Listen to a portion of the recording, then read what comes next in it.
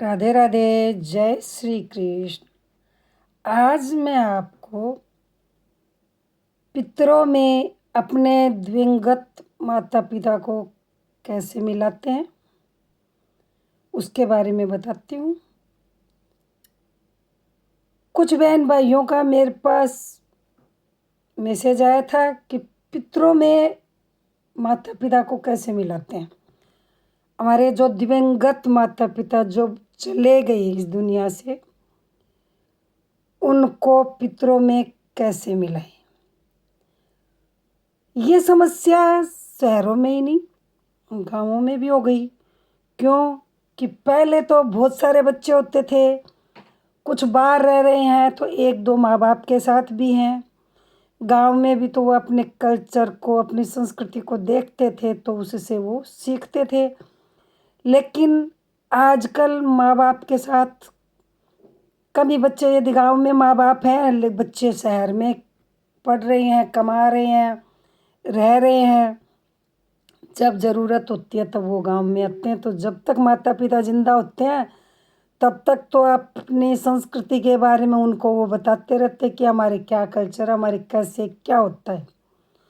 लेकिन जब माता पिता चले जाते हैं तब बच्चों के समस्या आ जाती है कि अब हमें सुना हुआ है उनका कि माता पिता जो दिवंगत हैं, जो चले गए इस दुनिया से, उनको पितरों में मिलाना, लेकिन कैसे मिलाते हैं ये उनको एग्जैक्ट पता नहीं होता।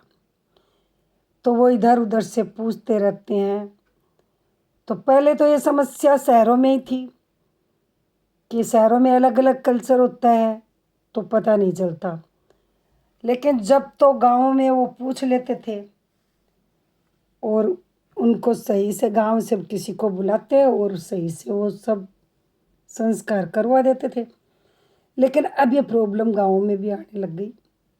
बच्चे बाहर रहते हैं, उनको अपने संस्कार का, अपने कल्चर का पता ही नहीं होता, क्योंकि शहरों में होते हैं तो वो शहरों के तरीके से रहते हैं, उनको नहीं पता होता कि हमारे यहाँ क्या हो रहा है। गांव में रहते तो परिवार में किसी न किसी कुछ देखते तो वो ऐसे सीख जाते थे। तो आज मैं उसके बारे में आपको बताती हूँ कि दिवंगत माता पिता जो हमें छोड़ के चले गए, उनको पितरों में कैसे मिलाते हैं। कहते हैं कि जब तक हम पितरों में उनको नहीं मिलाते तो वो देव रूप में भी होने पर पितृ उनको अपने पास नहीं बैठने देते। तो पितरों में मिलाने का भी एक संस्कार होता है जो उनके दिवंगत होने के, स्वर्गलोक में उनके जाने के तीसरे साल में करते हैं। तीसरे साल में ना कर सकें तो फिर 5वें साल में करते हैं, या 7वें साल में करते हैं, या 9वें साल में करते हैं, या 11 साल में करते हैं। यदि हम 11 साल भी नहीं कर सके तो फिर जब हमारी श्रद्धा हो, जिस साल हमारी फुर्सत हो, तब हम अपने दिवंगत माता पिता को पितरों में मिलाएं। तो जिस दिन श्राद्धों में उनकी तिथि होती है, जिस दिन उनका स्वर्गवास हो रखा वो तिथि होती है, जिस दिन हम उनका श्राद्ध निकालते हैं, उस दिन उनको पितरों में मिलाया जाता है।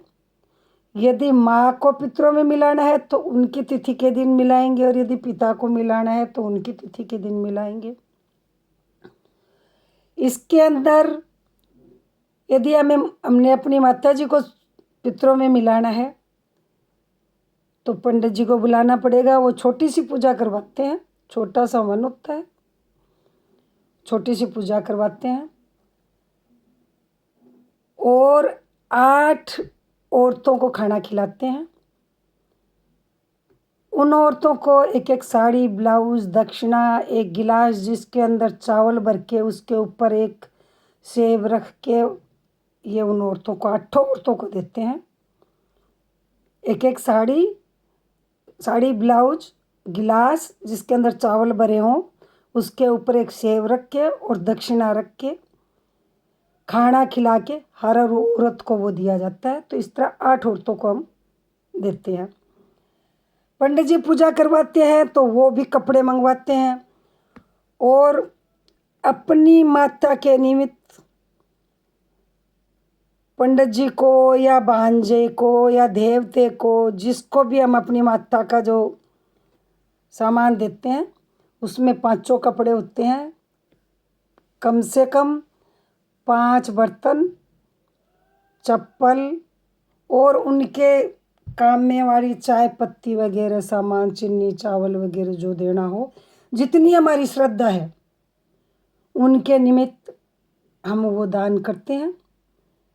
तो पंडितों में तो ये दान अपने भांजे, जो माता जी हमारी गई उनके देवते को या भांजे को ऐसे दे देते हैं, लेकिन बाकी लोग पंडितानी बुलाते हैं और उसको अपनी माता जी के काम में आने वाला सामान, जैसे सुहागन है तो सुहाग का सारा सामान, साड़ी, ब्लाउज, पेटीकोट, 5 कपड़े होते हैं। यदि श्रद्धा हमारी है तो हम ज़्यादा भी कुछ कर सकते हैं, गर्म कपड़े भी साथ में दे सकते हैं, चप्पल जूते भी देते हैं। इसी तरह बर्तन कम से कम हम 5 देंगे, जो खाने के हैं वो तो देंगे ही। यदि हमारी श्रद्धा है तो हम ज़्यादा भी कुछ दे सकते हैं और दक्षिणा देते हैं। खाने में जलेबी, खीर ज़रूर बनती है और पूरे परिवार को इकट्ठा किया जाता है। बहन बेटियों को भी बुलाया जाता है और अपने सामर्थ्य के अनुसार बहन बेटियों को भी विदा करते समय उनको दिया जाता है। प्रसाद बनता है, पूरे परिवार को खिलाते हैं और बहन बेटियों को भी जाते वक्त देते हैं। जब हम हवन पूजा करवा देते हैं उसके बाद 8 औरतें जिमाते हैं। उनको खाना खिलाने के बाद, उनको दक्षिणा देने के बाद उनसे हाथ जोड़ के आशीर्वाद मांगते हैं। इसी तरह दिवंगत माता पिता को पितरों में मिलाने का भी ये संस्कार होता है। इसके बाद बस साल में श्राद्ध निकालते हैं और उनकी तिथि पे जो कुछ किया जाता है वो किया जाता है। अपने सामर्थ्य के अनुसार अपने पितरों का करना चाहिए, इससे हमें आशीर्वाद मिलता है। घर में अन्न धन संतान का हमें लाभ होता है, उनका आशीर्वाद मिलता है। राजस्थान में पितरों में मिलाने का संस्कार तकरीबन सभी जातियों में करते हैं और ज़रूर करते हैं, तो ये करना चाहिए और अपने पितरों का आशीर्वाद लेना चाहिए। यदि यह छोटी सी जानकारी आपको मेरी पसंद आई हो तो मेरे चैनल को सब्सक्राइब नहीं कर रखा हो तो सब्सक्राइब करें, लाइक करें, शेयर करें, बेल आइकन प्रेस करें, जिससे मेरा अगला वीडियो आपके पास जल्दी पहुँचे।